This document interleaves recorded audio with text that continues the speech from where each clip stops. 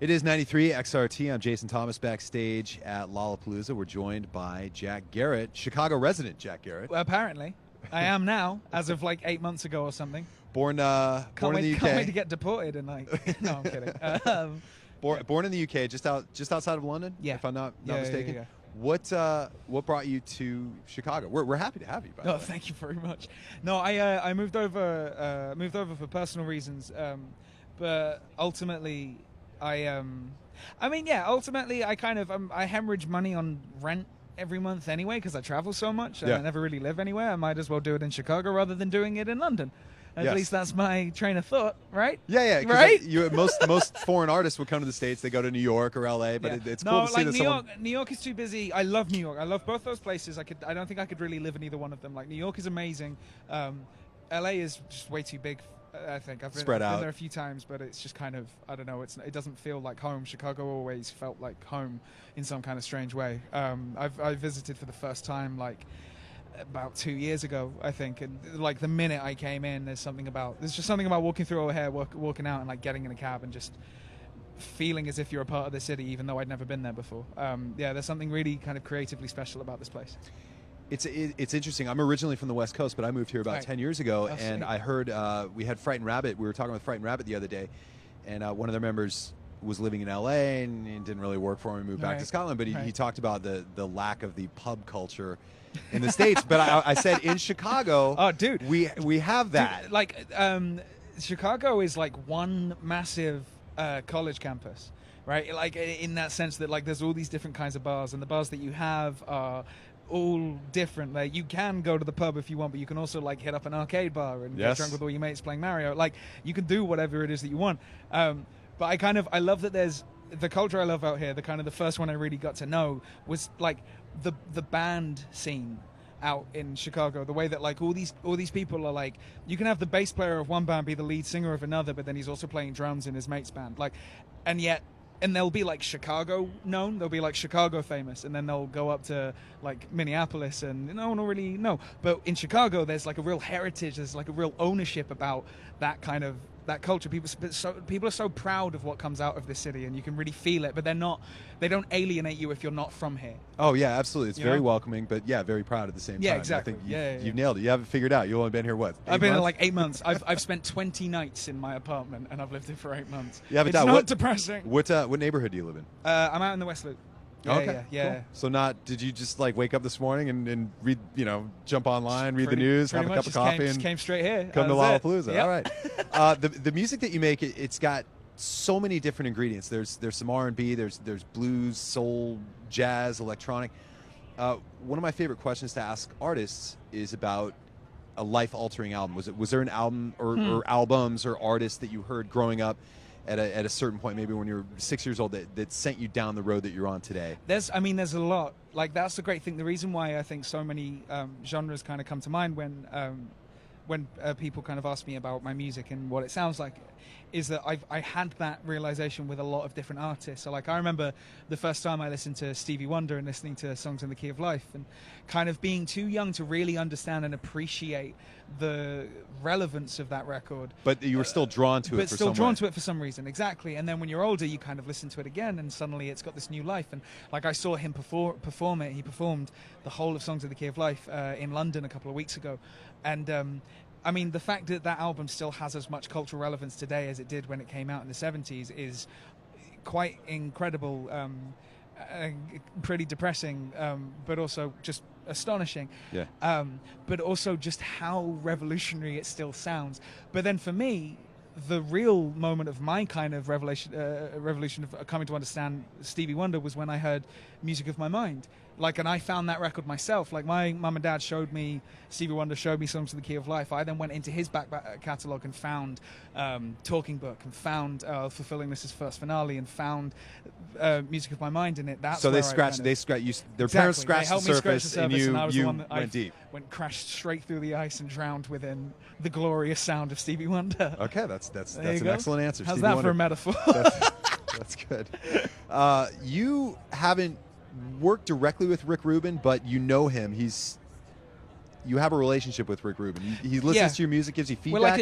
We're like estranged cousins. Yeah. No, I I actually haven't spoken to him in a little while. And I really need to, because people ask me about him and I always have the same reaction, which is, God, I need to email him again. But that's kind of what mine and his relationship is kind of based around, is that every now and then we'll get back in touch and just share music that we're listening to. And there was a time through a few months, like last year, where our contact was a lot more regular, and I would go out and kind of see him, and I would show him music I'm working on and just kind of get an honest opinion from him. Because the great thing is that, like, I wasn't working directly with him, but you can't show him a piece of music and expect him to not find a way to analyze it. Like, it's not a bad consultant. No, not at all. But that's the reason why he is one of the greatest record producers to have ever lived. Especially for one who doesn't really, I don't think, play a lot of instruments. Like, he is still one of the greatest music producers to have lived, because he will always find a way to look at something differently. And differently doesn't always mean right. It also doesn't always mean wrong, but he'll give you a new set of ears.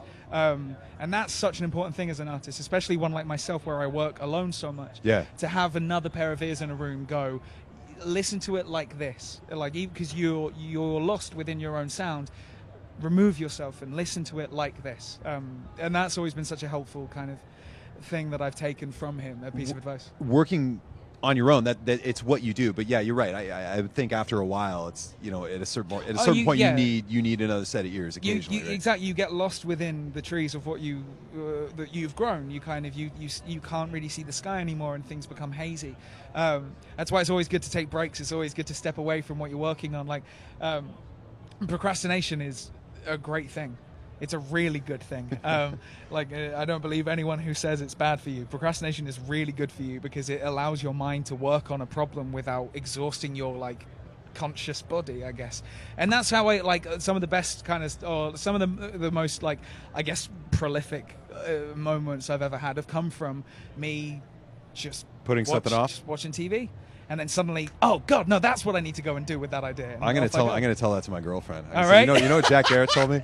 Procrastination is is very, a good very thing. important. It's really important, super important. The name Rick Rubin, it's funny, like the records that he's produced in the last 10, 15 years, so much different than what he did when I was a kid. Yeah. When I was a kid, Rick Rubin was the Slayer Run DMC guy. Right? Yeah.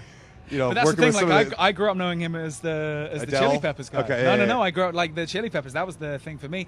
But that's the thing, is that and he really does embody what's important to remember about people's opinions of music. Is, you know what, it doesn't matter about what you think of the music he makes, because he likes the music that he makes, and he does it for a reason. In the same way that, not to suggest that the opinion doesn't matter, but that ultimately it's not up to any of us. He's proud of what he does, and in the same way I'm proud of what I'm doing, in the same way you're proud of what you do. That's the message that's important. If you can sit down with something that you've created and listen to it front to back and be proud and happy and respectful of it, and not want to change a thing, you've won. You've done it. You've done the best thing that you can do in that moment. Yeah, it's looking at who he's worked with, it's still really impressive, and to see him, it's funny to see him now. It's just like he's got this long white hair and this long white beard. He's got this God look going on about him. Some would call him a God producer, or some people would just call him God. He's got a God look going on. One last thing I wanted to ask you about, technology versus the old days. Now, a lot of people romanticize about how we used to listen to music. Oh, I remember going to the record store and spending my hard-earned money on an album and going home and wearing it out and just reading the lyrics and wearing out. And with digital music and with streaming, it seems like music, it just comes and goes. But in your case, I mean, the way music is made now, making albums in your bedroom on a laptop, that's what you do. I mean, you wouldn't be here. That record, that debut album from this year, Phase, wouldn't have been made without technology that we have today. 30 years ago, you couldn't have done that. Yeah. You couldn't have done that, but there's nothing to suggest that had that technology been available 30 years ago, you would have done it differently. Those people would have done that. Yeah. There is, I can't say, for sure or not that, for example, Stevie Wonder wouldn't be the kind of bedroom producer that we have today. That's interesting. I hadn't thought of that. People. Because that's the thing. The only reason why we do music the way that we do it now is because of the technology that's available to us, and that's it. And it's for all the people who romanticize about the old way of doing it. that way is still available. Those record stores, though, they are dying, and that is not a good thing. Like having something tangible that you can hold in front of you, that is a record, that is the lyrics, that is the the cardboard sleeve. Those things are important. That's kind of what create the memories of the albums that we love. But those things still exist, and you still need to go and find them. Like, you can't sit there and complain about the way that the music, or like a person can't sit there and complain about the way that the music industry is changing, and then not do anything to keep that kind of not archaic, but to keep the old way alive. There is a way for it to exist in the new world. It can be done, but it's not going to be done if people just complain about technology. Like, embrace it and make it something positive.